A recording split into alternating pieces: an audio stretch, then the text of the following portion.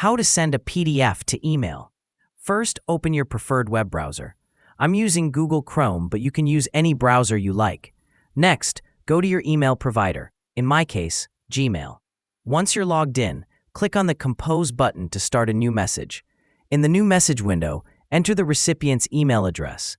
Add a subject, for example, PDF file, and type a short message if you'd like. Now it's time to attach the PDF.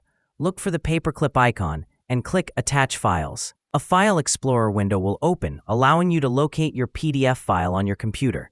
Select the PDF and click Open. You'll see the PDF uploading into your email. Once it's fully uploaded, click Send. That's it. Your PDF has been emailed successfully. You can confirm it was sent by checking your Sent folder, and the recipient will be able to open the PDF with no problem. I hope you found this video useful. Don't forget to like and subscribe. Thanks for watching.